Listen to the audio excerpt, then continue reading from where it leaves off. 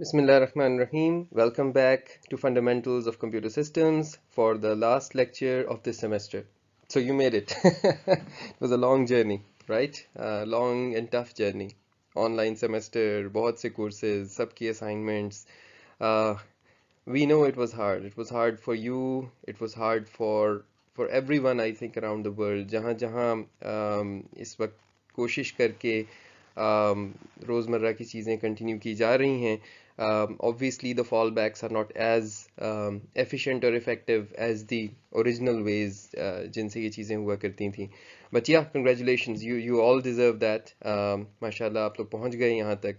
I hope कि हमारे साथ आपका सफ़र अच्छा रहा होगा. अपनी सी हमने पूरी कोशिश की कि आप लोगों के लिए जिस हद तक चीज़ों को आसान कर सकें करें. Obviously we were not always successful in that. They were real barriers to stuff जो हम कर सकें. ज़ाहिर है जब हम चीज़ों को आसान करते हैं उसकी अपनी कॉम्प्लिकेशंस होती हैं. हमने चीटिंग भी रोकनी है. आप ये भी मेक श्योर करना है कि आप कुछ ना कुछ इन सेमेस्टर से सीख कर लेकर भी जाएं. But any how will talk about that a little bit may be towards the end अगर वक्त मिला. But for now, let's begin the last lecture, the exciting lecture where everything will come together. So ये इस lecture को मैं काफ़ी छोटी-छोटी videos में इंशाल्लाह divide कर दूंगा. But this is going to be a little bit long क्योंकि हमने हर चीज़ conclude करनी है. Finally अब हमने hardware के अंदर देखना है कि sequential execution होती कैसे है. और इसके लिए आपको पिछला lecture बहुत अच्छी तरह उसकी समझ होनी चाहिए. तो वो ज़रूर सुनकर आइए. उसकी slides वगैरह या उसकी video अपने सामने साइड पे खोल लें ताकि जगह-जगह उसको as a reference यूज़ कर सकें. ऐसे सवाल आपके जहन में आएंगे कि जी यहाँ पे वेल ए क्यों है, वेल बी क्यों नहीं है, वगैरह वगैरह. तो ये सारा कुछ जो है ये पिछले लेक्चर के अंदर हम आंसर करके आए. Secondly you may also need to read the book for this one because I obviously won't have एक लेक्चर के अंदर इतना वक्त नहीं होगा कि हम एक एक चीज़ को जाकर उसका हार्डवेयर इंप्लीमेंट करें. तो मेरी कोशिश ये होगी कि मैं शुरू में आपको इन ए जनरल वे समझा दूंगा कि जहाँ इस किस्म की स्टेटमेंट आए उसका हार्डवेयर कैसे बनता है, जहाँ इस किस्म की HCL स्टेटमेंट आए उसका हार्डवेयर कैसे बनता है. HCL if you remember is hardware control logic. तो जब वो एक दफ़ा आप समझ गए होंगे तो होपफुली उसी को रीयूज़ करते हुए you can implement it for the whole rest of the lecture. तो हम कुछ शुरू में थोड़ा स्लो चलेंगे, फिर थोड़ा सा स्पीड इसमें पकड़ने लगेंगे. आप बुक को साथ रखिए, बुक को थोड़ा सा देखते रहें और पिछले लेक्चर्स को ज़रूर जहन में आपके क्लियर होना ज़रूरी है. लॉजिक डिज़ाइन वगैरह की आपको समझ जो है पिछले लेक्चर्स की बेस पर वो होना ज़रूरी है. चलें जनाब, सो लेट्स बिगिन. तो ये है जनाब complete picture, the complete picture of the Y86 micro processor जिसको हम लेकर चलेंगे और जिसकी बेस पर हम अपनी गुफ्तगू को आगे बढ़ाएंगे. पहली नज़र में जैसे आपको Y86 का इंस्ट्रक्शन सेट आर्किटेक्चर डिफ़िकल्ट लगा था या पिछले लेक्चर के अंदर जब लॉजिकल डायग्राम देखी थी हमने तो मुश्किल लगी थी, हो सकता है ये भी आपको कॉम्प्लिकेटेड लग रही हो. बट रेस्ट अश्योर्ड कि इंशाल्लाह by the time we are done with it आपको ये पूरी चीज़ काफ़ी आसान लग रही होगी और आपको इसकी बहुत अच्छी अंदाज में समझ आ रही होगी इंशाल्लाह. अच्छा जनाब, so let's begin. Let's start talking about this. पहले मैं कुछ जनरल चीज़ें मैं यहाँ पे एक्सप्लेन कर दूँ, फिर मैं एक एक करके इसके डिफरेंट पार्ट्स पर जाता हूँ. So the blue boxes everywhere, the blue boxes, for example, this blue box or these blue boxes, they all indicate pre-designed hardware blocks. So for example, इसमें आपकी memories हैं, जैसे ये आपकी instruction memory है, ये आपका PC increment का architecture है, ये आपका register file है जिसके अंदर if you remember you have your edge triggered flip flop से बने हुए registers पड़े हुए हैं. So इसके अंदर आपके 15 registers पड़े हुए हैं. This is edge triggered flip flop से मिलकर 64 बिट यानी कि 8-8 बाइट के एक एक लोकेशन वाली आपकी इंस्ट्रक्शन मेमोरी है जिसमें आपकी अप टू 10 बाइट्स की हमने ये कहा था कि एक एक इंस्ट्रक्शन हो सकती है. तो ये इसी तरह से ही रीड करेगी कि एक वक्त में पूरी 10 बाइट्स रीड होके आ जाया करेंगी. Then you have your PC increment hardware जहाँ पर आपका प्रोग्राम काउंटर जो है वो इंक्रीमेंट होता है अकॉर्डिंगली जितना उसे इंक्रीमेंट होने की ज़रूरत होती है उस इंस्ट्रक्शन में. You have your ALU with its 4 operations जो आपको याद होगा कि add, subtract, and और exclusive OR कर सकता है. You have your conditional codes जो आपके पास 3 flags हैं, overflow flag, zero flag और sign flag. ये उन flags को यूज़ करते हुए अपनी outputs देता है, लेकिन वो flags यहाँ पर store होते हैं. Then you have your data memory which is just like your instruction memory but हम इसको एक अलग memory समझ कर अब तक चल रहे हैं. ये वो जगह है जहाँ हम अपना सारा data store करते हैं and so on and so forth. Then you have your gray boxes which define your control logic. So for example ये हमारे पास कुछ सर्किटरी यहाँ पर लगी हुई है जो डेस्टिनेशन ई, डेस्टिनेशन एम, सोर्स ए, सोर्स बी को डिफाइन कर रही है। You have your ALU A and ALU B, यानी ALU की दोनों इनपुट्स के अंदर क्या कुछ जाना है वो यहाँ से कंट्रोल हो रहा है। आपके ALU का फंक्शन जो है यानी ALU ने ऐड करना है, सब्ट्रैक्ट करना है, एंड करना है, एक्सक्लूसिव और करना है, वो यहाँ से डिफाइन हो रहा है। मेमोरी के अंदर एड्रेस कौन सा जाना है और डेटा कौन सा जाना है, अगर मेमोरी राइट हो रही है वो यहाँ से डिफाइन होगा। ऑब्वियसली इन जगहों पर क्या हार्डवेयर लगेगा वो अभी हम देखेंगे तफसील से, पहले उसके HCL बनाएंगे फिर उसका हार्डवेयर बनाएंगे। मेमोरी का कंट्रोल के रीड होना है या राइट होना है। देन हमारे पास एक स्टेटस है, ये इससे पहले हमने इसको नहीं देखा लेकिन ये वो स्टेटस है जो हम y86 की ओरिजिनल आर्किटेक्चर में देख कर आए हैं कि हमारी मशीन हॉल्ट हुई हुई है या कोई मेमोरी रीडिंग में फॉल्ट आ गया है या कोई और प्रॉब्लम आ गई है, ये उसको इंडिकेट करेगी। And then you have your white ovals जो कि बेसिकली सिर्फ सिग्नल्स के नाम हैं। सो जो भी चीज़ हमारे कोड का हिस्सा लेकर निकलेगी इंस्ट्रक्शन का उसे हम आई कोड कहेंगे, जो फंक्शन नंबर लेके निकलेगी उसे आई फन कहेंगे। ये कुछ नाम, इसकी डिटेल्स ना मैं अगली स्लाइड में जाकर दोबारा और मजीद भी एक्सप्लेन करूंगा क्योंकि इसके अलावा भी नाम है इसमें। Then your RA is the first register जो आपकी फील्ड के अंदर उस बाइट के अंदर होता है। RB is the second register. Val C is if there is any constant value. ये सब के सब ऑब्वियसली उन इंस्ट्रक्शंस में होंगे जिनमें इनकी ज़रूरत है। जिन इंस्ट्रक्शन में फॉर एग्जांपल हॉल्ट या नो ऑप की इंस्ट्रक्शन के अंदर तो इनमें से कुछ भी नहीं है, उसके अंदर तो सिर्फ एक बाइट की इंस्ट्रक्शन है, आई कोड है और आई फन है। लेकिन जो 2 बाइट की इंस्ट्रक्शंस हैं उसमें for example I code, I fun, RA, RB है। जो इससे बड़ी इंस्ट्रक्शंस हैं 9 बाइट्स की या 10 बाइट की इंस्ट्रक्शंस हैं उसमें हो सकता है कि आपके पास आई कोड, आई फन, RA, RB और वेल सी सब कुछ हो। तो ये सब कुछ आप देख कर आए हैं, लेकिन ये इसके लेबल्स हैं। वेल पी लेबल है, नाम दिया हुआ है हमने उस सिग्नल का जो इस तार के ऊपर चल रहा है, जो कि इंक्रीमेंट होने के बाद PC की नई सही वैल्यू है अगर नेक्स्ट इंस्ट्रक्शन पे जाना है।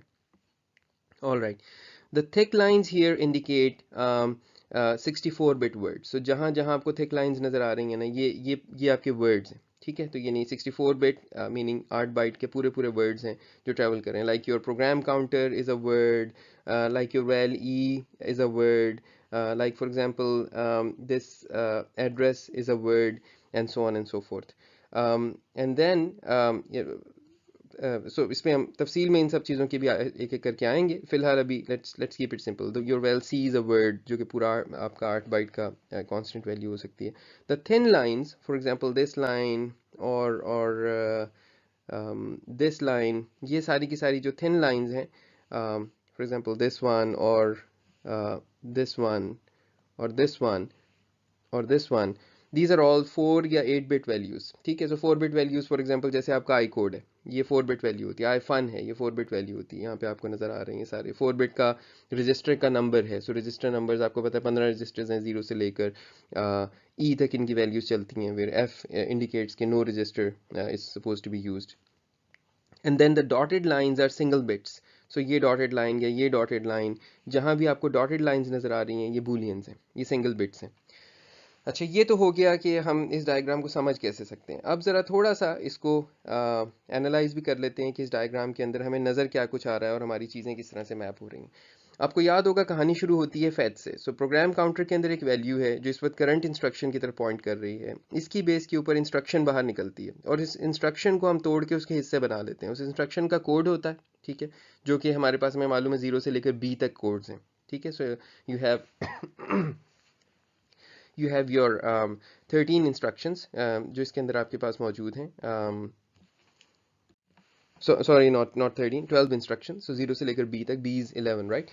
so आपके पास 12 instructions हैं, ये उनके instruction codes हैं। then you have the function codes जो कि कुछ instructions के हैं, like your जो ऑपरेशन की इंस्ट्रक्शन है उसका फंक्शन कोड है कि कौन सा ऑपरेशन परफॉर्म होना है। आपकी जो कंडीशनल इंस्ट्रक्शंस हैं उसके अंदर फंक्शन कोड्स हैं कि कौन सा होना है। अभी हम दोबारा से वो डायग्राम वापस निकाल लेंगे जिसमें सब कुछ था अगली स्लाइड्स या उस चंद एक स्लाइड्स पे आगे जाकर। लेकिन फिलहाल सिर्फ जस्ट फ्रॉम योर मेमोरी, या maybe you can open your separate slide to just see कि मैं किन चीज़ों की बात कर रहा हूँ। होपफुली वैसे तो अब तक आपको ये याद हो गई होंगी।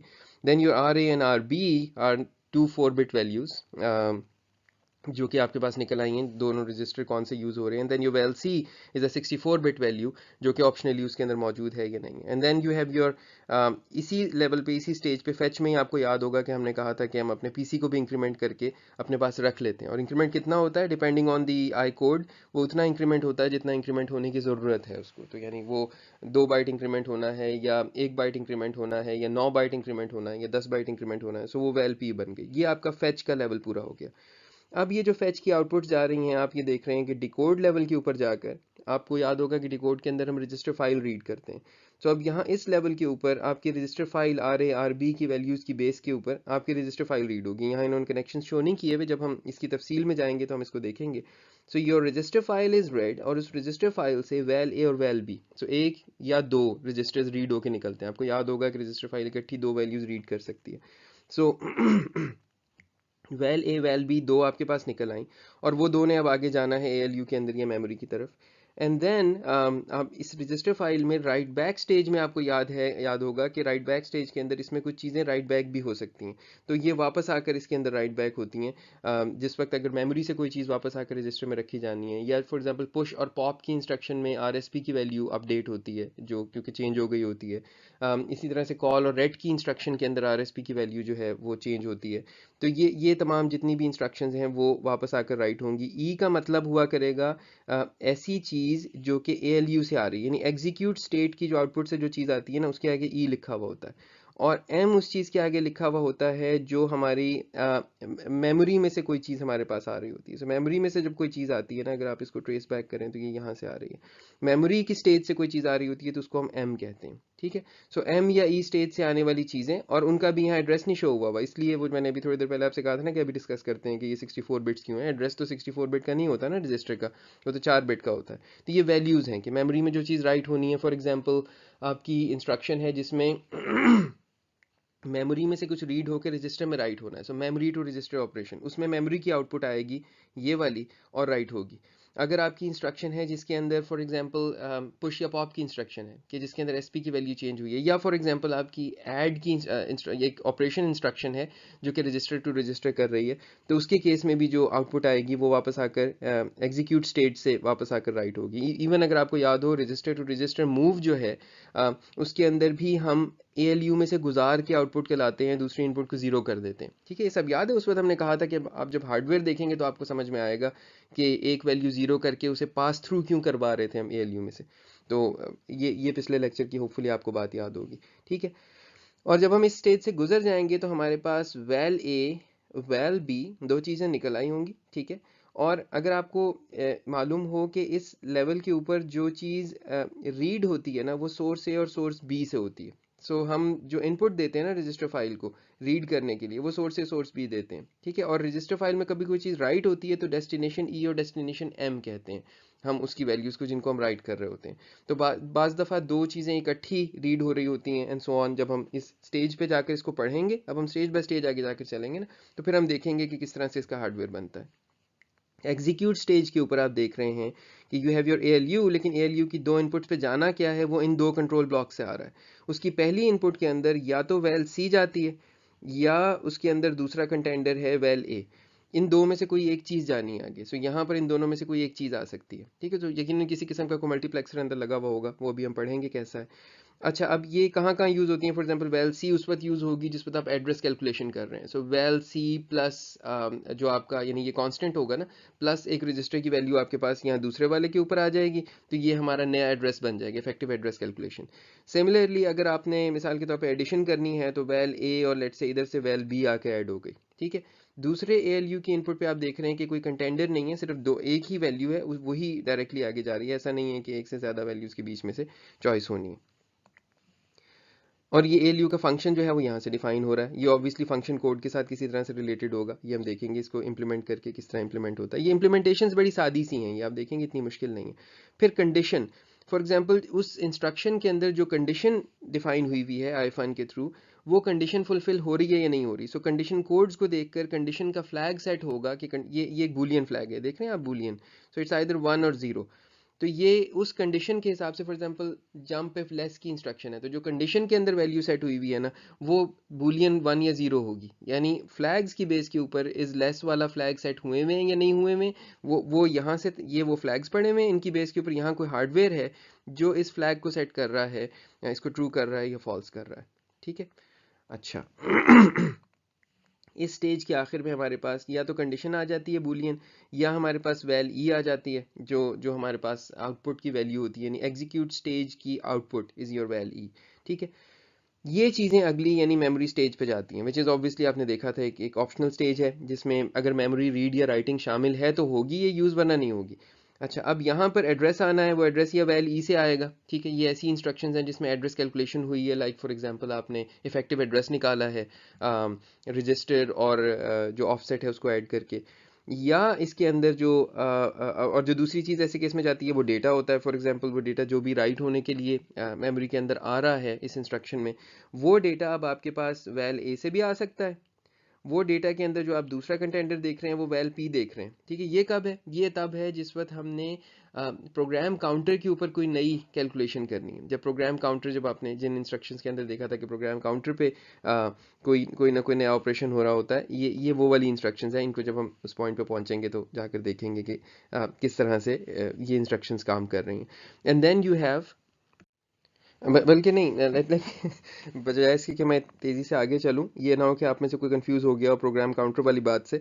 इस बात को ज़रा समझ ही लें कि आपका जो वैल पी आ रही है यहाँ से, किस वक्त ये डेटा मेमोरी में भेजनी पड़ती है। प्रोग्राम काउंटर को डेटा मेमोरी में भेजने की क्या ज़रूरत है? कौन सी इंस्ट्रक्शन है जो प्रोग्राम काउंटर को डेटा मेमोरी में भेजती है? याद करें। So your call instruction saves your program counter as a return address. याद आया?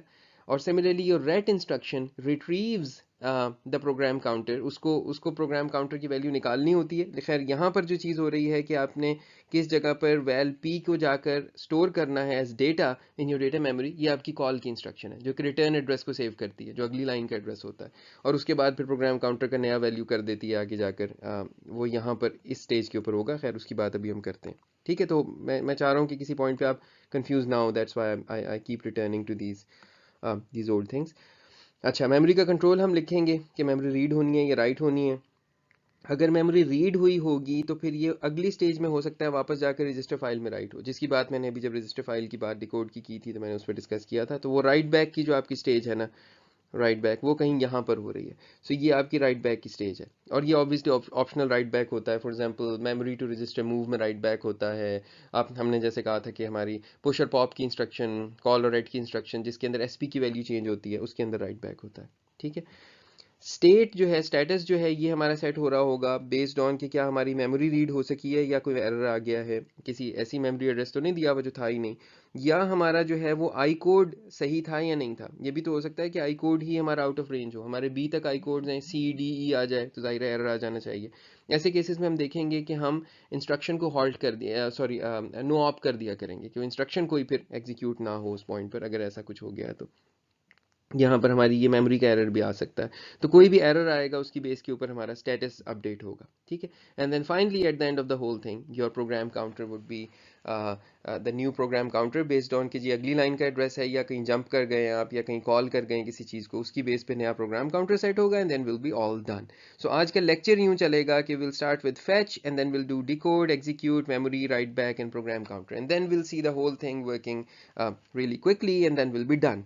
सो ये हमारा आज का गोल है। इसमें अच्छी बात यह है कि अभी शुरू में मैं आपको ना कुछ जनरल तरीके सिखा दूंगा हार्डवेयर बनाने के, कि एक अगर इस तरह के HCL इंस्ट्रक्शन हो, हम पहले ना हर चीज़ को HCL में लिखा करेंगे, सारे के सारे कंट्रोल लॉजिक को हम HCL में लिखेंगे, और उसके बाद हम डिफाइन करेंगे कि उस HCL को एक्चुअल हार्डवेयर में कैसे कन्वर्ट करना है। तो जब वो एक दफ़ा मैं आपको सिखा दूंगा ना इन की स्टेटमेंट कैसे लिखनी है या फलां स्टेटमेंट कैसे लिखनी है, तो अब वो वही चीज़ आगे आगे हर जगह यूज़ होगी और आपको लगेगा कि इसमें हार्डवेयर बनाने में कोई डिफिकल्टी इंशाल्लाह नहीं है। That's straight forward. HCL लिखने में थोड़ा सा सोचना पड़ेगा इंस्ट्रक्शंस के साथ, कौन सी इंस्ट्रक्शन में कहाँ राइट होना है, कौन सी इंस्ट्रक्शन में कहाँ से रीड होना है, इस तरह की डिस्कशन जो है वो आगे होनी है, ठीक है। So let's begin. ये कुछ कोड्स हैं जब डिफरेंट वैल्यूज़ हमारी वायर्स के ऊपर होती हैं ना, सिग्नल्स की, तो उन वैल्यूज़ को हम ये नाम देते हैं। तो फॉर एग्जांपल हमारा अगर आई कोड की जो वैल्यू आ रही है, code for let's say register to register move Q instruction है, और उसका जो कोड है वो 2 है, आपको याद होगा हॉल्ट का 0 होता है, ये आई कोड की वैल्यूज़ हैं सारी, ठीक है ना। सो हॉल्ट का 0 होता है और आपका नो ऑप का 1 होता है और रजिस्टर टू रजिस्टर मूव का 2 होता है, और इसके आगे फिर ये कंडीशनल मूव थी ना, तो इसके अंदर इसके बाकी फिर फन से डिफाइन होते हैं कि इसके क्या क्या कोड्स हैं। देन यहाँ पर आपको immediate to register move, register to memory move, memory to register move, ये जो आई लगा हुआ है ना, ये सिर्फ इंडिकेट कर रहा है कि सिग्नल है, ये वैल्यू आपकी बस के ऊपर पड़ी हुई है, ठीक है।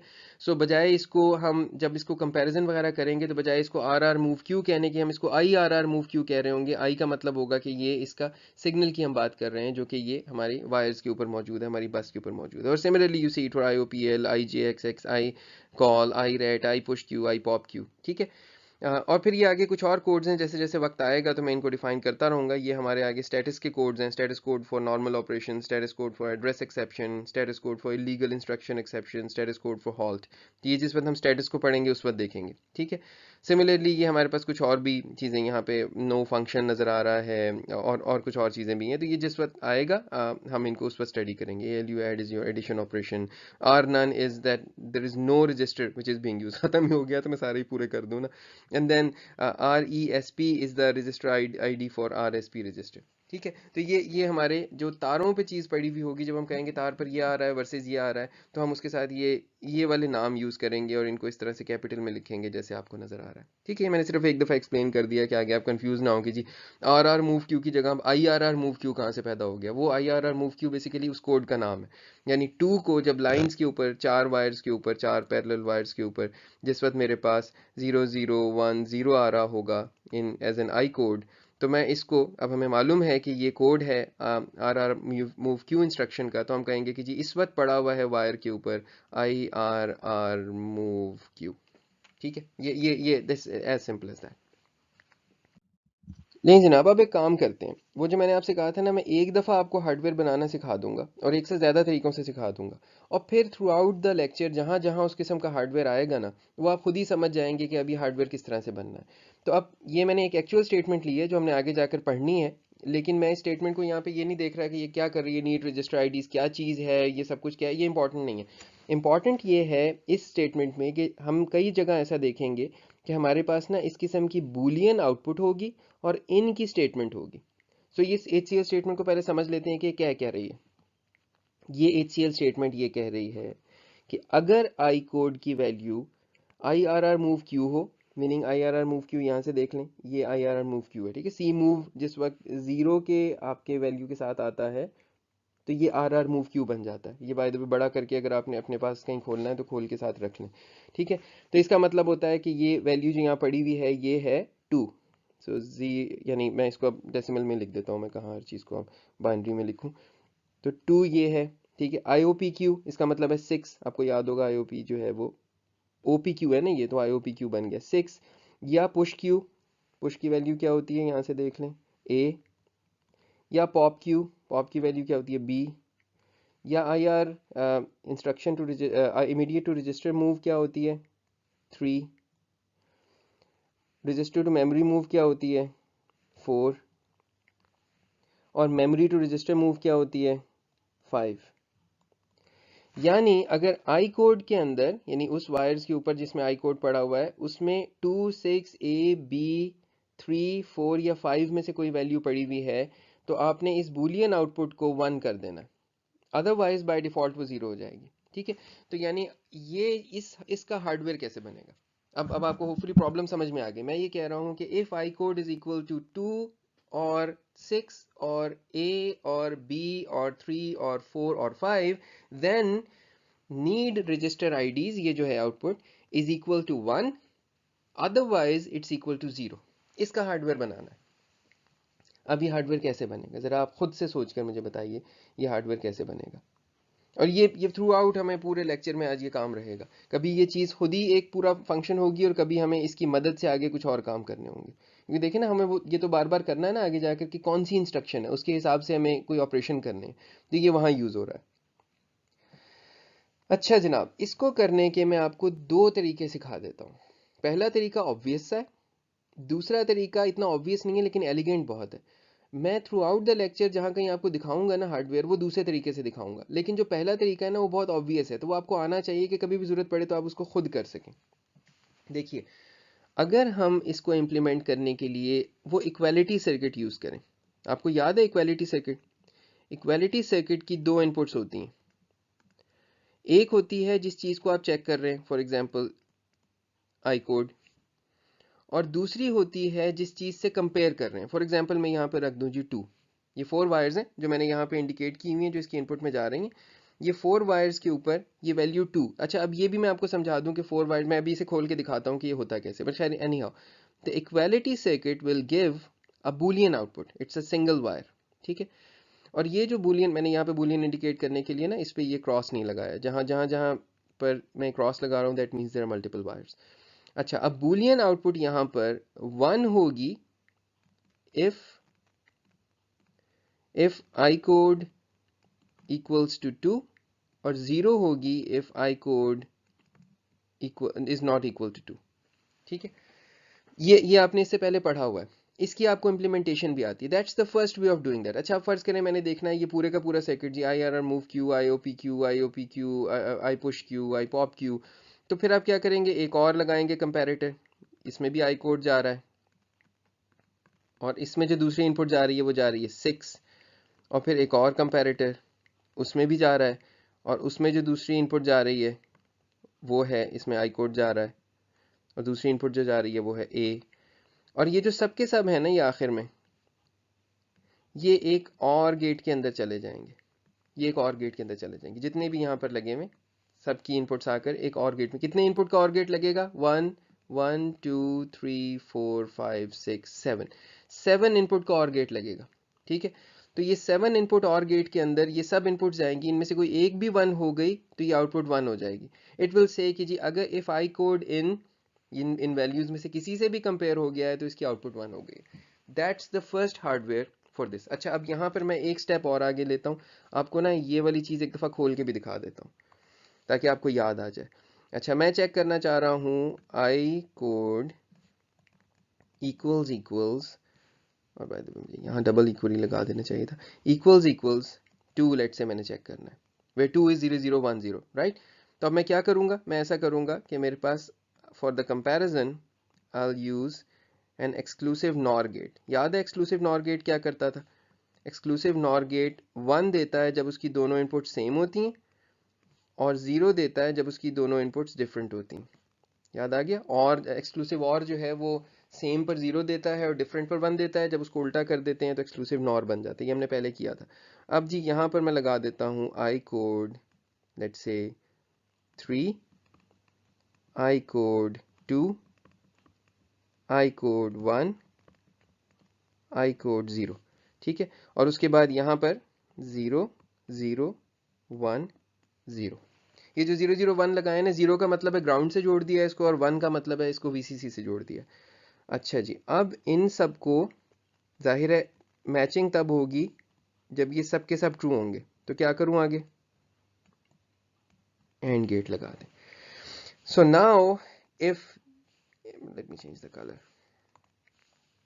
if this matches 0 there will be a 1 here, if this matches 0 there will be a 1 here, this matches 1 there will be a 1 here, this matches 0 there will be a 1 here, and then if these are all ones there will be a 1 here. So ये इस चीज का circuit है, ये मैंने एक का बनाया, ठीक है। ये आपका वो इस पूरी चीज को एक डब्बे में बंद कर दे तो इसको हम कहते हैं ये हमारा इक्वालिटी सर्किट है, इसको हम ऐसे लिख देते हैं, ये हमारा इक्वालिटी सर्किट। समझ में आ गया। That's the first way of implementing this, ये जो ऊपर नजर आ रहा है आपको। So this thing is the first way of implementing a Boolean output operation जिसमें आप इन स्टेटमेंट को चेक कर रहे हैं। मैंने आपसे कहा था कि इसके दो तरीके हैं। दूसरा तरीका जो मैं आपको आगे जाकर करवाऊंगा ये इतना ऑब्वियस नहीं है, लेकिन ये है बहुत एलिगेंट, और उसके लिए हार्डवेयर जो है ना वो बहुत ज़्यादा डिफरेंट यूज़ नहीं करना पड़ता। तो मैं आपको वो तरीका भी बता देता हूँ। अगर मैं आपसे कहूँ 2 मिनट के लिए वीडियो पॉज करें, कैन यू इम्प्लीमेंट, और मैं अब इसको ज़रा मिटा दूँ फालतू चीज़ों को, जितनी भी यहाँ फालतू चीज़ें हैं, late me just rub those, give me 1 second, let me just do this little housekeeping. मैं इस सब कुछ को इम्प्लीमेंट करना चाहता हूँ using a multiplexer. I just want to use a multiplexer. Can I do it somehow? Video pause करें और जरा इसको किसी मल्टीप्लेक्सर से बनाने की कोशिश करें, और वो इतना जेनेरिक वे होगा कि वो एक ही तरीका आप जगह जगह यूज करते रहेंगे। देखिए, मेरे पास कितनी पॉसिबल इनपुट्स हैं जो इंस्ट्रक्शंस की आ सकती हैं, यानी आई कोड की कितनी पॉसिबल इनपुट्स हैं, 12, 0 से लेकर बी तक, ठीक है। अच्छा, 12 के बाद अगर मैं किसी तरह से एक मल्टीप्लेक्सर लगाना चाहूँ, जो मल्टीप्लेक्सर की मैं सिलेक्शन इनपुट के ऊपर आई कोड दे दूं, सो this is my selection input, और मैं चले मैं सिंगल वायर्स ही बना देता हूँ यहाँ पे। यहाँ मैं आई कोड प्रोवाइड कर दूँ, जो भी आई कोड की वैल्यू आ रही है वो यहाँ पर आ जाए। और उसके बाद अब अगर यहाँ पे 4 इनपुट्स हैं आई कोड की, तो इसका मतलब है मेरे मल्टीप्लेक्सर की कितनी इनपुट्स हैं? 1 2 3 4 5 6 7 8 9 10 11 12 13, मैं इसको यहाँ से बढ़ा देता हूँ, 14 15 16। It's a 16 into 1 multiplexer. जब यहाँ पर 0 0 0 0 आएगा तो ये वाली चीज़ आउटपुट पे आ जाएगी। जब यहाँ 0 0 0 1 आएगा तो ये वाली चीज़ आउटपुट पे आ जाएगी। जब आई कोड इज 0 0 0 2 होगा तो ये वाली चीज़ आउटपुट पर आ जाएगी। ठीक है, समझ में आ गया? कोई यहाँ पर कोई कन्फ्यूजन तो नहीं है? याद है सारा कुछ? ये आपको बड़ी मेहनत से सारा कुछ बड़ी तफसील से पढ़ाया था। मैं इसको ज़रा, I just wanted to make it a little bit cleaner. और जाहिर है ये अगर मैं इनको नंबर कर दूं 0, लेट मी नंबर देम, मुझे देर तो लगेगी लेकिन आगे जाके थोड़ी सी आसानी होगी। सो 0 1 2 3 4 5 6 7 8 9 A B C D E N F।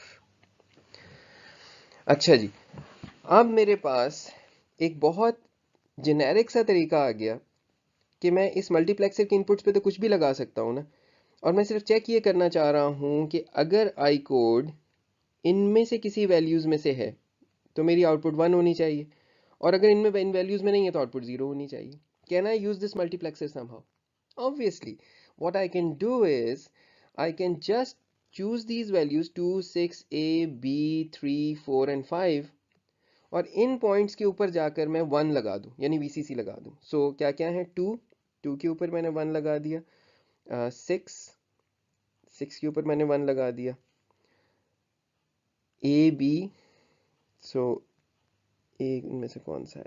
ए के ऊपर 1 लगा दिया, बी के ऊपर 1 लगा दिया, 3 4 and 5, 3 के ऊपर 1 लगा दिया, 4 के ऊपर 1 लगा दिया, और 5 के ऊपर 1 लगा दिया। बाकी सब के ऊपर मैंने एक्सप्लिसिटली, ये तो वाला 1 था, बाकी सब पर मैंने एक्सप्लिसिटली 0 लगा दिया, और इन पे भी 0 लगा दिया जो कि मेरे वैलिड इंस्ट्रक्शन कोड्स हैं ही नहीं, इनवैलिड इंस्ट्रक्शन कोड्स हैं। सो बी से आगे वाले C D E F, ठीक है, बी तक मेरे इंस्ट्रक्शन कोड्स चल रहे हैं ना। अच्छा जी, अब क्या होगा? अगर आई कोड पे आएगा 0 0 0 0 तो आउटपुट पे आ जाएगा 0। अगर आई कोड पे आएगा 1 तो आउटपुट पे आ जाएगा 0। लेकिन अगर आई कोड पे आएगा 2 तो आउटपुट पे आ जाएगा 1। You get it? You understand? So now just using a multiplexer, I have created a mechanism कि मैं जहाँ कहीं भी मेरे पास इस सेट में जो भी चीज़ें हैं जिनसे मैंने कंपेयर करना है, वहाँ वहाँ जाकर मैं 1 लगा दूंगा। जिनसे कंपेयर जो जो यानी जिन पे 0 आना चाहिए, उन सब के ऊपर मैं 0 लगा दूंगा, एंड आई एम डन। मुझे कोई इक्वालिटी सर्किट नहीं यूज़ करना पड़ा, आई एम ऑल सेट। तो होपफुली ये पहली चीज़ ये तो अब आपके जहन में क्लियर हो गई कि अपनी इन statement with a Boolean output को किस तरह से इंप्लीमेंट करते हैं। ये है जी इसकी दूसरी फॉर्म। ये वो दूसरी तरह का हार्डवेयर है जो आपको यूज़ करना पड़ेगा आगे जाकर। ये भी इन स्टेटमेंट है लेकिन ये वर्ड आउटपुट की है। ठीक है, यहाँ पर इस केस में ये 4 बिट की आउटपुट की है। अच्छा, अब ये मैंने जो इंस्ट्रक्शन उठाई है जो HCL की आपको नज़र आ रही है, ये तो मैंने उठाई तो आगे से एक्चुअल जगह से है, लेकिन फिलहाल आपको इसको समझने की ज़रूरत नहीं है कहाँ से आ रही है। फिलहाल सिर्फ ये समझें कि इस किस्म की स्टेटमेंट्स का हार्डवेयर कैसे बना करेगा। पहले ये पढ़ लेंगे स्टेटमेंट क्या कह रही है। ये स्टेटमेंट ये कह रही है कि अगर मेरा आई कोड इनमें से कोई है तो आर ए को इस आउटपुट के ऊपर भेज दो। आर ए क्या है? ये रजिस्टर नंबर है, तो ये 4 बिट की वैल्यू है। सो ये 4 बिट की वैल्यू यहाँ सोर्स ए के अंदर स्टोर कर दो, आउटपुट में स्टोर कर दो। ये स्टोर या भेज दो, ये नहीं आउटपुट के ऊपर। अगर आई कोड जो है वो आई पॉप या आई रेट है तो SP रजिस्टर का नंबर जो है वो रिटर्न कर दो, यानी या आर ए में जो आ रहा है नंबर वो रिटर्न कर दो, या SP का जो नंबर है, जो फिक्स नंबर है उस रजिस्टर का, वो नंबर स्टैक पॉइंटर रजिस्टर का नंबर रिटर्न कर दो 4 बिट का। और अगर इनमें से कुछ भी नहीं है तो फिर आर नन रिटर्न कर दो, विच आपको याद होगा आर नन का मतलब होता है एफ। रजिस्टर्स के अंदर आर नन का मतलब होता है F. So this is basically a conditional statement जो ये कह रही है कि आई कोड की इन वैल्यूज के लिए, आई कोड की इन वैल्यूज के लिए ये आउटपुट है, इन वैल्यूज के लिए ये आउटपुट है। और अगर आप थोड़ा गौर कर ले तो ये पॉप और रेड की इंस्ट्रक्शंस हैं, इसलिए इसमें SP की सेंस बनती है। और अगर कोई भी और वैल्यू है तो फिर कोई रजिस्टर नहीं। ठीक है, ये हम बेसिकली वहाँ लिखेंगे जहाँ पे हम चेक कर रहे होंगे कि अपनी मेमोरी का कौन सा रजिस्टर हमने रजिस्टर मेमोरी में से रीड करना है। लेकिन फिलहाल आपको उसको समझने की ज़रूरत नहीं। फिलहाल सिर्फ ये समझने की ज़रूरत है कि अब आपको थोड़ा सा गौर करें कि इस HCl में क्या क्या चीज़ इंप्लीमेंट करना आती है। आपको ये वाला काम तो करना आता है, राइट, और आपको ये वाला काम, सॉरी हाँ बिल्कुल, मैंने दूसरी ब्रैकेट गलत लगाई है। आपको ये वाला काम भी करना आता है, आई कोड इन चेक करना आता है आपको विद अ बूलियन आउटपुट, ठीक है। आपको जो नहीं आता वो ये नहीं आता कि मैं अब इसकी मदद से इस चीज़ को कैसे आउटपुट पे भेजूं, ठीक है। अब ज़रा इसको बना लेते हैं इसको ज़रा समझ लेते हैं। सबसे पहले तो इसको ज़रा एक जेनेरिक अंदाज में समझें और फिर मैं इसको थोड़ा तफसील में ले जाता हूँ और आपको एग्जैक्ट समझाता हूँ। बाय द वे शुरू की स्लाइड्स में देर लग रही है क्योंकि अभी मैं आपको बेसिक समझा रहा हूँ। अगली स्लाइड्स में ना हमारी स्पीड काफ़ी इंशाल्लाह बेहतर हो जाएगी। सो अभी ज़रा स्लो चलना अच्छा है। अच्छा जनाब, इनपुट के ऊपर क्या क्या पॉसिबिलिटीज़ हैं, RA, RSP या R नन। 3 पॉसिबिलिटीज़ हैं इनपुट की हमारे पास, ठीक है। वो पॉसिबिलिटीज़ किस तरह की हैं? एक है RA 4 बिट वैल्यू, एक है हमारे पास RSP, सो RSP। ये बाय द वे दूसरा R जो आया है ना वो आपको याद होगा, जब इसको सिग्नल बनाते हैं तो उसमें उसका नाम RRSP था, ठीक है। ये आप उस टेबल से रीड कर लेंगे, ये आपका मसला नहीं है। और तीसरा था R नन। R नन जो हमने कहा था, अगर आपको याद हो, दिस मीन्स F। मैं खैर मैं R नन ही लिखूंगा। इन 3 में से किसी चीज़ को आउटपुट के ऊपर जाना है जो कि सोर्स ए है। ये शक्ल किस चीज़ की है अब तो डायग्राम भी बन गई। ये शक्ल मल्टीप्लेक्सर्स की है। अच्छा, अब ये कितने मल्टीप्लेक्सर लगे हुए? देखें 4 बिट का RA है, सो लिहाजा ये आउटपुट में जो है ये 4 बिट्स हैं। लेकिन RA की हर बिट जो है वो इस मल्टीप्लेक्सर पे आउटपुट पे जाने के लिए बेसिकली ये इसमें 4 मल्टीप्लेक्सर लगे हुए हैं। किस तरह से लगे हुए हैं? मैं आपको ये खोल कर बना देता हूँ नीचे एक दफ़ा। मैं ये मिटा दूंगा बाद में, लेकिन मैं खोल के बना देता हूँ। Let me make these 4 multiplexers for you. So you have these 4 multiplexers. हर एक के ऊपर यहाँ पर आपके पास RA3, RRSP3, R नन 3 आ रही है। और ये फोर्थ का इंपॉर्टेंट नहीं है इस पे क्या लगा हुआ है, क्योंकि आपको पता है मल्टीप्लेक्सेस के अंदर पावर्स ऑफ 2 में इसकी इनपुट्स चलती हैं। This is RA2, RRSP2, R none 2, and similarly this is for this first input and this is for the zeroth. So this is RA0, this is RA1 and so on. आप बाकी समझ गए, ठीक है। ये multiplexes के क्या sizes हैं? This is a 4x1 multiplexer, got it. ये 4x1 मल्टीप्लेक्सर हैं सारे के सारे। इसकी आउटपुट पर आएगी थर्ड बिट, यानी SRCA3, SRCA2, SRCA1, SRCA0। ये इनकी आउटपुट्स होंगी। इनकी सिलेक्शन इनपुट्स कितनी होंगी? सबकी सिलेक्शन इनपुट्स 2-2 होंगी, क्योंकि 4x1 करना है ना। सो S1 and S0, S1 S0, S1 S0, S1 S0, ये जुड़ी हुई है आपस में। सो S1 सारी एक जुड़ी हुई है और S2 एक जुड़ी हुई है। सो इसकी टोटल टू आउटपुट्स आ रही हैं। सो इस किस्म की चीज़ को हम लिखा करते हैं 4x1 mux। So this is 4 4x1 multiplexers, 4 a set of 4 4x1 multiplexers लगे हुए हैं, जिसकी टोटल जो सिलेक्शन इनपुट्स हैं S1 और S0 है। पहली बात समझ में आ गई। ये समझ में आ गया कि अब इन सिलेक्शन इनपुट्स पे सही वैल्यू अगर आप भेज देंगे तो इस हार्डवेयर में एक कैपेबिलिटी है कि ये आउटपुट के ऊपर सोर्स ए को सही वैल्यू भेज देगा, ठीक है। अब ये अभी डिसाइड करना है कि इसमें R नन जो है वो किस पॉइंट पे लगेगी, क्योंकि देखें ना S1 S0 जो हैं, S1 S0 0 0 0 1 1 0 और 1 1 हो सकते हैं, राइट। तो अभी ये आपने डिसाइड करना है कि सोर्स ए के ऊपर इन वैल्यूज में कौन सी चीज कहाँ लगानी है। मतलब ये तरतीब पे ना चाहिए कि मैंने सबसे ऊपर RA रखा है, फिर RRSP रखा है, फिर R नन रखा है। ये तो आपके अपने डिजाइन पर है कि आप जो सिग्नल्स हैं S1 S0 वो किस तरह भेज रहे हैं। अच्छा, पहली बात समझ में आ गई। दूसरी बात मुझे ये बताइए, क्या आपको ये हिस्सा इंप्लीमेंट करना आता है? ये चीज इंप्लीमेंट करनी आती है, बूलियन सिग्नल। अभी सीख कर आए हैं हम, सो फॉर एग्जांपल चलें बना लेते हैं, एक दफ़ा ना इसको बना लेते हैं ताकि आपके जहन में कोई कंफ्यूजन ना रहे। सो मैं ये पहला वाला आई कोड बना रहा हूँ जिसकी आउटपुट आर ए को जो कंट्रोल करता है, ठीक है ना, यानी जो ये कहता है कि आर ए आउटपुट में भेजो। क्या करूँगा मैं यहाँ पर, मैं 16:1 मल्टीप्लेक्सर लगाऊंगा, या मैं इक्वालिटी सर्किट लगाऊंगा वो जो दूसरा आपको दिखाया था, या 16:1 मक्स लगाऊंगा, ठीक है, जिसकी 16 इनपुट्स हैं। अब इस 16:1 मक्स की जो जो ये आई कोड यहाँ पर जा रहा है इसमें, ठीक हो गया। और इस वाले केस में मैंने 1 कहाँ कहाँ पर देना है, I R R move Q, so register register move के अंदर देना है, इस वाले में देना है, so that is 2, register to memory move में देना है विच इज 3, IOP में देना है which is 6, and then push में देना है which is 8।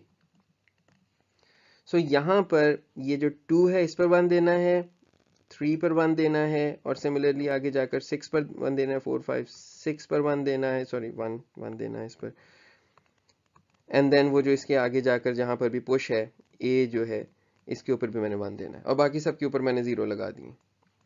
That's my selection, that's my, ये इस लाइन की इम्प्लीमेंटेशन हो गई, ठीक है।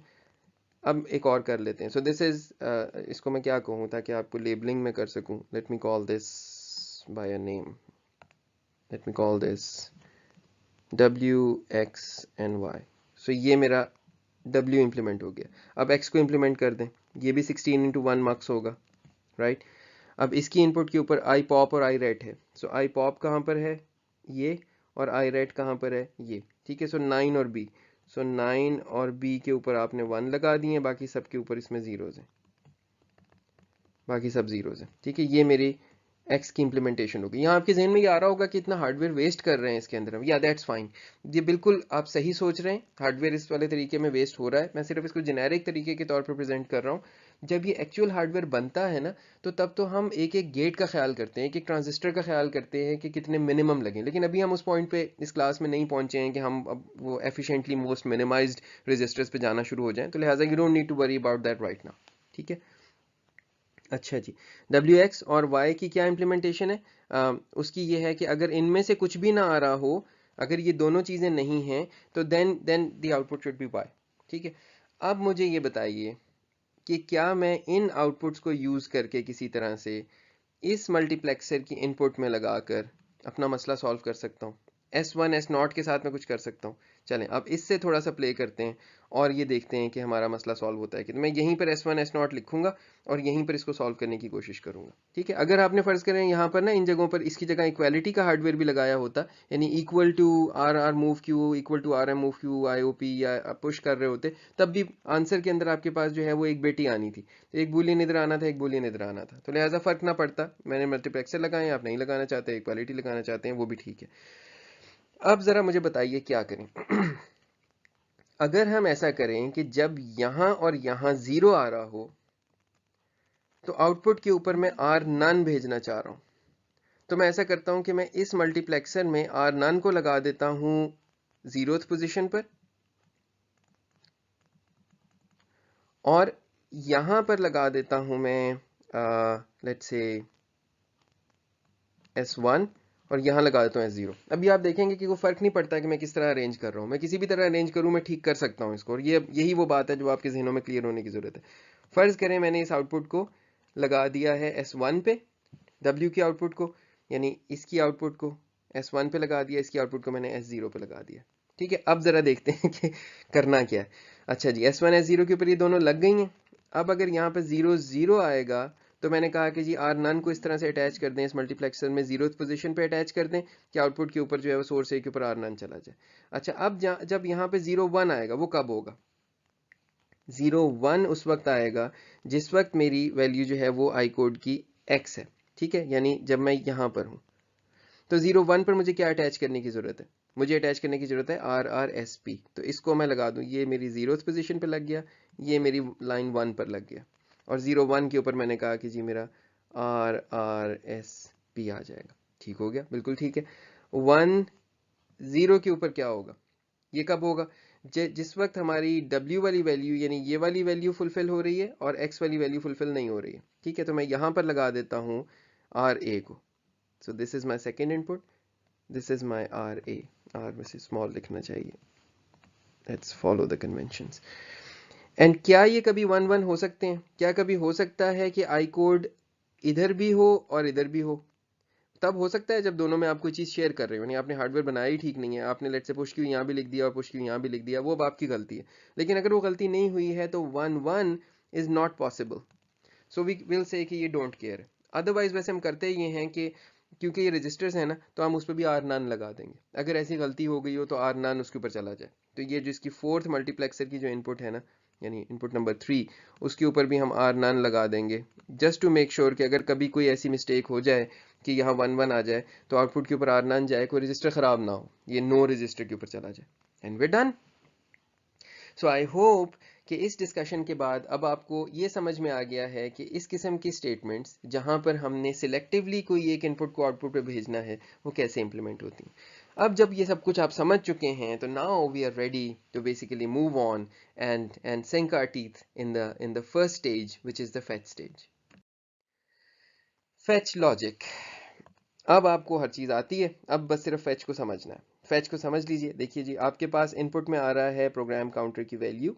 प्रोग्राम काउंटर आपको एक 64 बिट की वैल्यू दे रहा है जो कि इंस्ट्रक्शन मेमोरी में जा रही है, और इंस्ट्रक्शन मेमोरी में से पूरी 10 बाइट्स रीड करके आ रही है। सो बाइट नंबर 0 और बाइट नंबर 1 to 9, 10 बाइट्स आपके पास रीड होके आ रही हैं। ये 10 बाइट्स के आगे हमने एक सिंपल सा हार्डवेयर लगाया है कि ये जो फर्स्ट जो बाइट है, यानी सिंगल बाइट है, इसके पहली 4 जो बिट्स हैं वो हमने आई कोड को भेज दिए, और जो अगली 4 इसकी बिट्स हैं वो हमने आई फन को भेज दी। ठीक हो गया जी। ये तो हम देख कर आए थे, हमें इसमें कोई कंफ्यूजन नहीं थी। हमें ये पता था कि first 4 bits would be going to I code and the next 4 would be going to I fun. ठीक हो गया। सो आई कोड और आई फन आपके पास निकल आए। अलाइन की जो ये बिट्स हैं ये कुछ कर रही हैं। अब ये अलाइन की बिट्स क्या कर रही हैं? ये अलग कर रही हैं आपकी, अगर आपको याद हो हमारा जो इंस्ट्रक्शन का पूरा फॉर्मेट है वो ये है कि यहाँ पर आपके पास आई कोड और आई फन होता है, एंड उसके बाद यहाँ पर आर ए और आर बी होते हैं, और उसके बाद यहाँ पर आपकी कांस्टेंट वैल्यूज होती हैं। याद है ये सब कुछ? तो ये बिट नंबर 1 to 9 में ऑप्शनली हो सकती हैं, यानी इसकी सारे केसेस में तो ये नहीं होंगी। ये उन केसेस में होंगी जिन केसेस में ये इस इंस्ट्रक्शन के अंदर जो है वो इस वैल्यू के होने की कोई ज़रूरत है। ठीक है। अच्छा जनाब, ये सब कुछ जब यहाँ से निकल आएगा तो अब हमारे पास आउटपुट में आ क्या रहा है अलाइन के जवाब में। सो आई कोड और आई फन ने हमें आई कोड दे दिया, आई फन दे दिया। अलाइन ने हमें ऑप्शनली, यानी जिनमें ये था, आर ए और आर बी दे दिया और वेल सी दे दी। ये सब कुछ निकल आया। और उसके बाद हमने ये जो पीसी इंक्रीमेंट का लॉजिक है ना, इसको हमने ये वैल्यूज भेजनी है, ये दोनों। अब यहाँ पे कुछ हार्डवेयर लगा हुआ है। ठीक है। पहला हार्डवेयर लगा हुआ है नीड वेल सी का।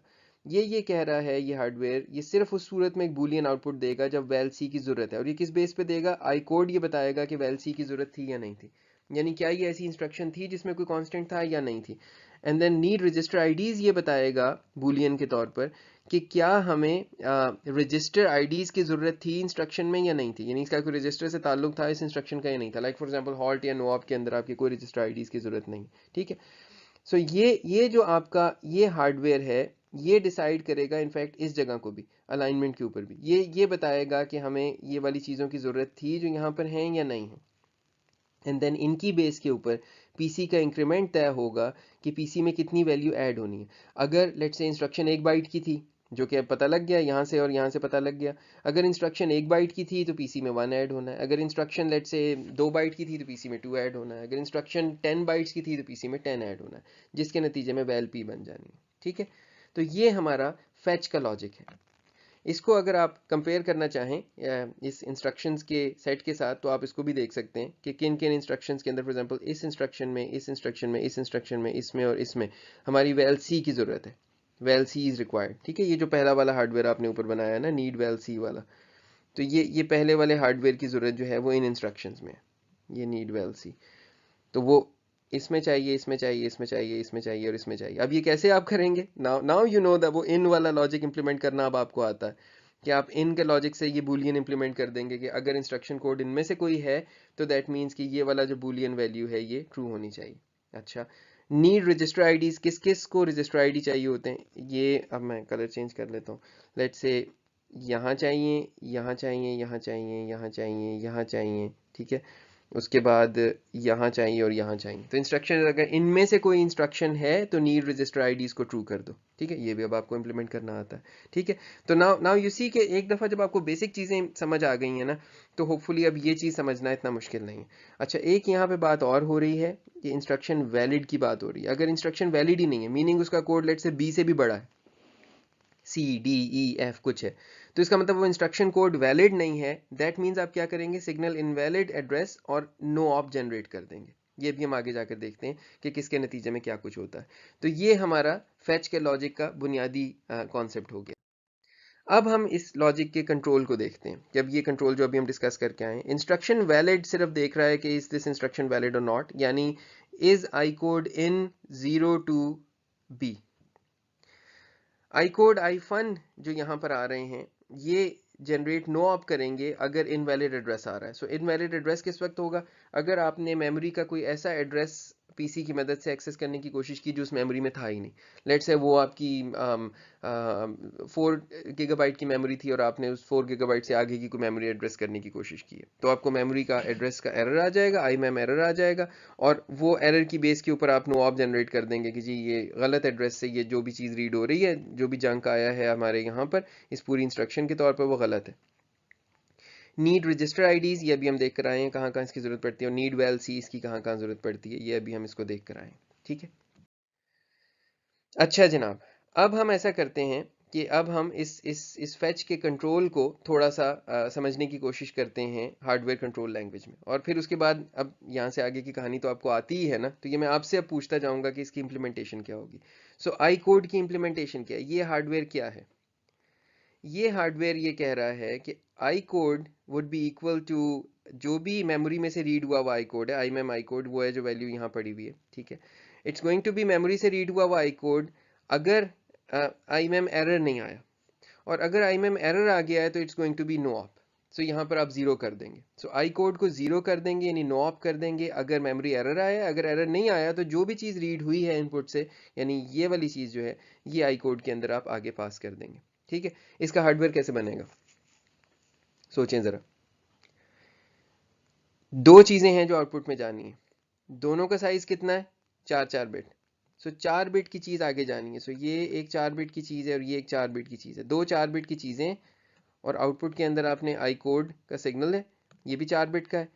कंट्रोल कितना है इसका, जिस चीज पे आप कर रहे हैं, आई मैम एरर। आई मैम एरर क्या है, ये सिंगल बिट है।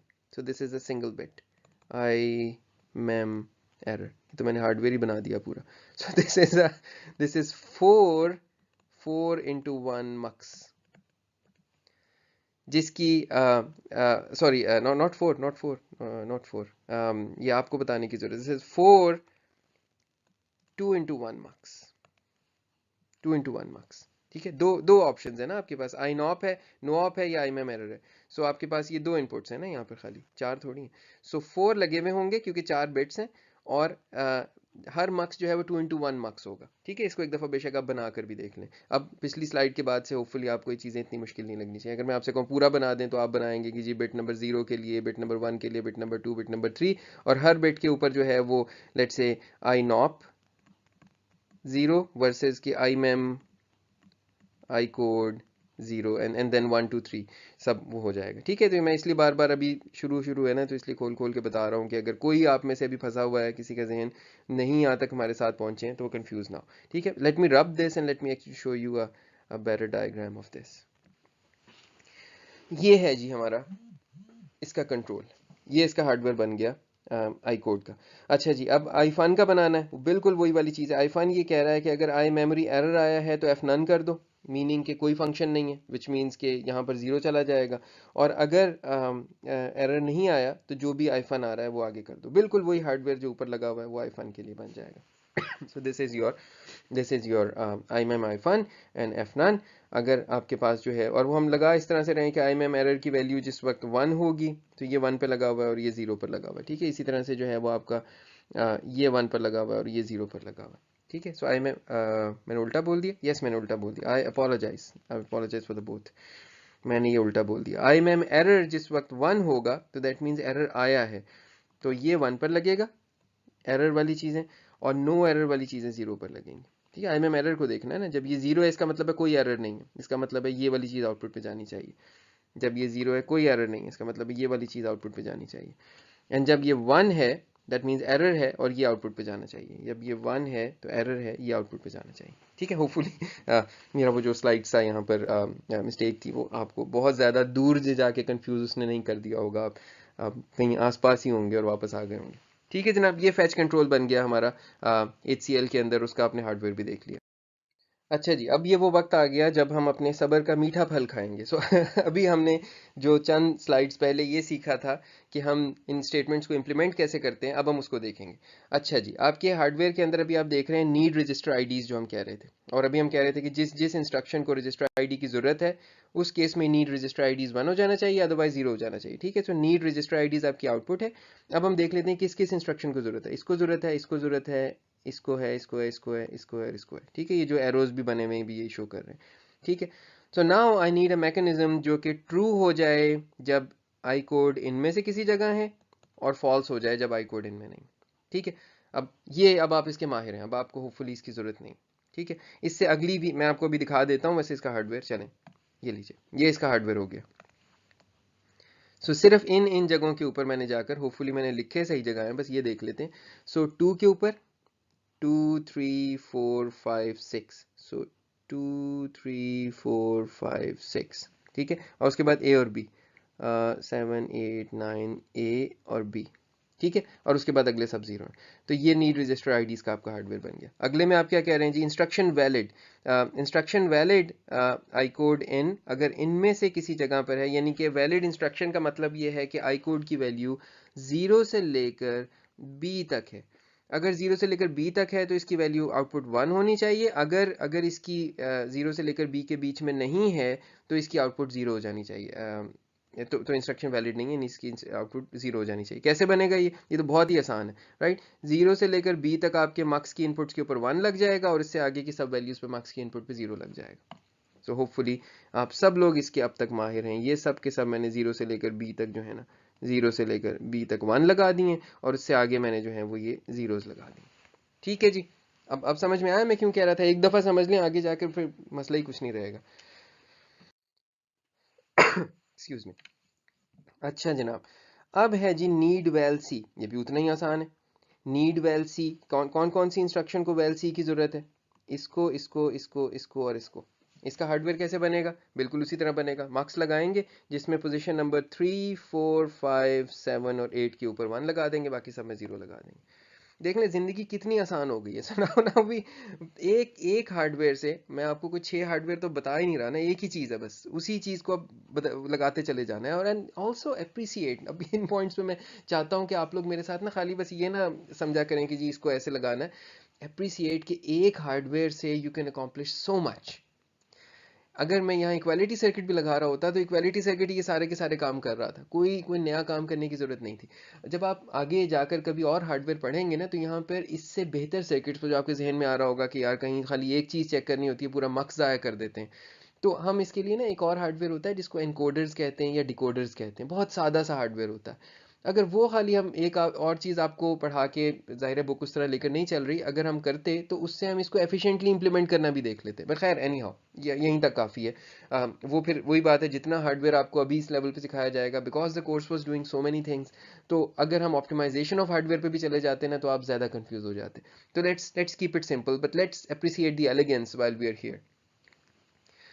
अच्छा जनाब, ठीक है, ये समझ में आ गया। तो ये हमारा फेच का लॉजिक के अंदर अब आप देख सकते हैं कि हमने वैलिड इंस्ट्रक्शन, नीड वैल सी, नीड रजिस्टर आईडीज, आई कोड, आईफन, सब हार्डवेयर जितने की जरूरत थी इंप्लीमेंट कर लिया। ठीक है, and now given that hardware you have implemented your fetch logic, और इस पॉइंट पे आपकी तारों पे icode, ifun, r A, are B, val C और वैल पी आ चुका है। ये अब वायर्स पे मौजूद है। अब इसको लेकर हम आगे चलेंगे और अगले लेवल्स में देखेंगे कि क्या इंप्लीमेंट करना है इन द डिकोड लॉजिक।